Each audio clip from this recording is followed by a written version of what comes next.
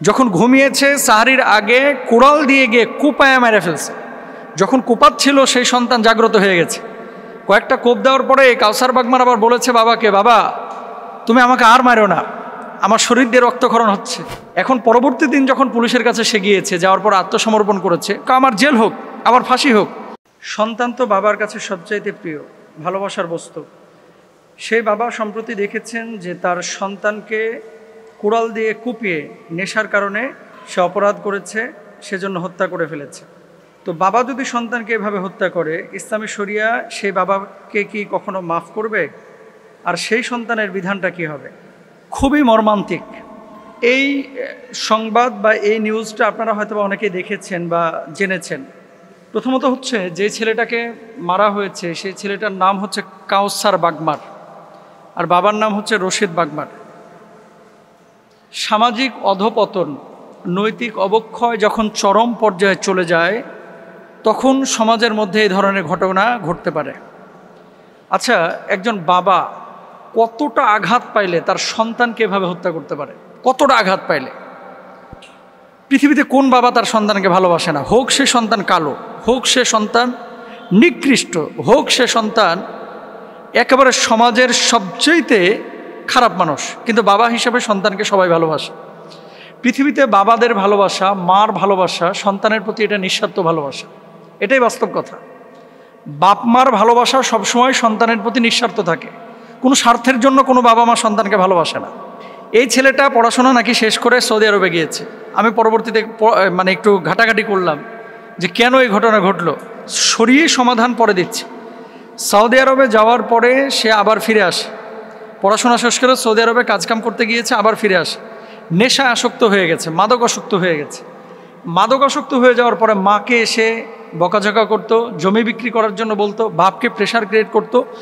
রমজান মাসে এ রাত্রিকালীন সময়ে সেই সন্তান মাকে অত্যাচার করেছে, গালমন্দ করেছে, বাবাকে অত্যাচার করেছে, সারা রাত বাবা ক্রন্দন করেছে। সন্তান যখন জীবিত তখন বাপ মা তার সাথে পেরে উঠতো না, এই কাউসারের সাথে। যখন ঘুমিয়েছে সাহারির আগে কুড়াল দিয়ে গিয়ে কুপায় মেরে ফেলছে। যখন কুপাচ্ছিল সেই সন্তান জাগ্রত হয়ে গেছে। কয়েকটা কোপ দেওয়ার পরে কাউসার বাগমার আবার বলেছে বাবাকে, বাবা তুমি আমাকে আর মারো না, আমার শরীর দিয়ে রক্তক্ষরণ হচ্ছে, তুমি আমাকে আর কোপ দিও না, আমি আর নেশার জন্য টাকা চাবো না তোমাদের কাছে, আমি আর অত্যাচার করব না, তুমি আমাকে মাফ করে দাও। এইভাবে রিকোয়েস্ট করতেছিল, তখন বাবার ফিলিংস বা অনুভূতিটা পরিবর্তন হয়ে গেছে। কুড়াল দিয়ে কোপানোর পরে এবার বাবা সন্তানকে বুকের মধ্যে নিয়েছে, নেওয়ার পরে কি বলছে যে তোকে ছাড়া আমি জেলে একা একা থাকবো কিভাবে। যখন বুকের মধ্যে বাপ নিয়েছে, দেখেন বাবা কিন্তু সেখানে রাগের বশবর্তী হয়ে কোপ দিয়েছে, কিন্তু তার ভালোবাসার উদ্রেক ঘটে গেছে। বাবা তো, মা তো, সন্তান তো, সে নারী ছেড়ে ধন, বুকের মানিক। বুকের সাথে যখন নিয়েছে, ছেলেটার রুহটা বের হয়ে গেছে। বাবা হিসাবে তারপরে ক্রন্দন শুরু করেছে। এখন পরবর্তী দিন যখন পুলিশের কাছে সে গিয়েছে, যাওয়ার পর আত্মসমর্পণ করেছে, আমার জেল হোক, আমার ফাঁসি হোক। যে সন্তান তার মাকে, তার বাপকে গালমন্দ করতে পারে, অত্যাচার করতে পারে ধারাবাহিকভাবে, আমি কিভাবে সহ্য করব? এবার আসেন শরীয়তের বিষয়। ছেলে মাদকাসক্ত হোক, ছেলে জেনাকারী হোক, ছেলে অশ্লীলভাষী হোক, ছেলে অত্যাচারী হোক, সন্তানের কাছে বাপমার মর্যাদাটা কোথায়? এটা বাপমারও দোষ আছে। আমাদের বাপমারা আজকে সন্তানদেরকে আমরা শিক্ষিত বানাচ্ছি, কিন্তু নৈতিক শিক্ষা দিতে পারছি না।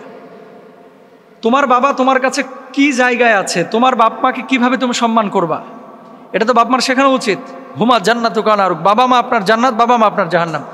বাবা হিসেবে যখন সন্তানকে এভাবে হত্যা করলো, এই বাপও অন্যায় কাজ করেছে, আর সন্তান তো অন্যায় আগেই করেছে। কারণ ইসলাম এভাবে কোনো অপরাধীকে কুপিয়ে মেরে ফেলার জন্য ব্যক্তিগতভাবে কাউকে দায়িত্ব দেয় নাই। এটা সিদ্ধান্ত নেবে রাষ্ট্র, সিদ্ধান্ত নেবে ইসলামিক বিচারক যারা আছে, সিদ্ধান্ত যারা শরিয়া নিয়ে গবেষণা করে তারা নেবে। এখন বাবা হিসেবে সন্তানকে কুপিয়ে, অনেকেই কমেন্ট করতেছেন যে মোহতারাম এই কাজটা তো ভালোই করেছে, কারণ এমন সন্তান থাকার চাইতে না থাকা ভালো। এটা আমাদের আবেগের কথা, অবশ্যই এমন সন্তান থাকার চাইতে না থাকা ভালো, কিন্তু এই সন্তান যে 2 বছর পরে ভালো হতো না, এর কি গ্যারান্টি আপনি দিতে পারবেন? এই দলিল কি কারোর কাছে আছে যে এই সন্তানটা 2 বছর পরে ভালো হতো না বা হেদায়েত পাইতো না? তাহলে আপনার করণীয় কি ছিল? করণীয় হচ্ছে যে মাদকাসক্তি থেকে নিরাময়ের জন্য যে সমস্ত প্রতিষ্ঠানগুলো আছে, এই প্রতিষ্ঠানগুলোতে তাকে দেওয়া, অথবা পুলিশের কাছে ধরিয়ে দেওয়া, অথবা এটার জন্য তাকে শাসন করা, হ্যাঁ, শাসন আপনি করতে পারতেন না, শিকলে বেঁধে রাখেন অথবা পুলিশের হাতে তুলে দেন, একটা কিছু আপনি করতে পারতেন। কিন্তু সরাসরি এইভাবে খুপিয়ে হত্যা করা একজন বাবা হিসেবে আপনার অনুচিত হয়েছে। তবে হ্যাঁ, এই বাপকে আল্লাহ তাআলা মাফ করবেন কিনা এটা আল্লাহ তাআলা ভালো জানেন। এই সন্তানকে আল্লাহ মাফ করবেন কিনা, সন্তানকে যেহেতু হত্যা করা হয়েছে আর সন্তান এর আগে মাদক গ্রহণ করেছে, এর জন্য সে পাপী হয়েছে, বাপমার সাথে খারাপ আচরণ করেছে, পাপী হয়েছে। কিন্তু এই সন্তানকে আল্লাহ রাব্বুল আলামিন ক্ষমা করবেন কিনা এটা আল্লাহর এখতিয়ার। সুতরাং বাপমাকে রিকোয়েস্ট করব, অনুরোধ করব, এখন থেকে সন্তানদেরকে শুধুমাত্র দুনিয়া শেখায়েন না, আখিরাতটা শেখান। আর একটা পরিবারে যদি মাদকাসক্ত কোনো সদস্য থাকে তাহলে এই পরিবারটা জাহান্নামের একটা টুকরা হয়ে যায়। স্বামী যদি মাদকাসক্ত হয়ে যায় তাহলে স্ত্রীর এটা স্বামী থাকে না, এটা একটা জালেমের ভূমিকা পালন করে। মাদক নির্মূলের জন্য প্রথম কথা হচ্ছে কোরআনের আইন বাস্তবায়ন করা দরকার। মাদক নির্মূলের জন্য প্রথম আইন শৃঙ্খলা বাহিনীর দায়িত্ব হচ্ছে যেভাবে কোরআন আইন করেছে। যেমন মাদকের কারবার যারা করে, সৌদি আরবে আপনারা জানেন 200 গ্রামের ওপরে হেরোইন যদি কারোর কাছে পাওয়া যায় তার মৃত্যুদণ্ডও হয়ে যায়। আর যদি 1 কেজি 1.5 কেজি গাঁজা পায় তাহলে তো কোনো কথাই নাই।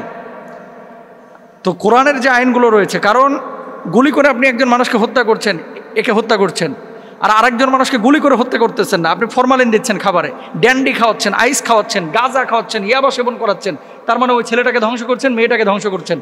মাদকের ভয়াবহ ছবল থেকে রক্ষা করতে আমাদের আইন শৃঙ্খলা বাহিনীকে সোচ্চার হতে হবে। আলেমরা সোচ্চার আছে, আমরা আরও সোচ্চার হব। মসজিদের মেম্বার থেকে কথা বলবো ইনশাল্লাহ, মাহফিলে কথা বলবো, দিনে হালাকা বেশি বেশি করব, আলোচনা করব। কারণ কি, এই মাদক এতই ভয়াবহ, একটা পরিবারকে ধ্বংস করে, সমাজকে ধ্বংস করে, রাষ্ট্রকে ধ্বংস করে। রশিদ বাগমার আর কাউসার বাগমার দুজন, বাপ রশিদ বাগমার যে হত্যা করেছে আর কাউসার বাগমার যে পৃথিবী থেকে চলে গেছে, একজন মুসলমান হিসেবে যেহেতু বয়স অল্প ছিল, 23-24 বছর, আমরা দোয়া করি আল্লাহ তাআলা তাকেও মাফ করুক। এবং এই বাবার তো এখন বুঝ এসেছে, বাবা হিসেবে আসলে সহ্য করতে পারে নাই যে বুকের মালিক নারী ছেড়া ধন, এত কষ্ট করে বড় করলাম, সে কিভাবে এরকম কাজ করতে পারে। সুতরাং সেই বাবাকেও আল্লাহ সুবহানাহু ওয়া তাআলা বুঝ দান করুক, আল্লাহর ফায়সালা, আল্লাহ তাআলা তাকেও মাফ করুক। আল্লাহুম্মা আমিন।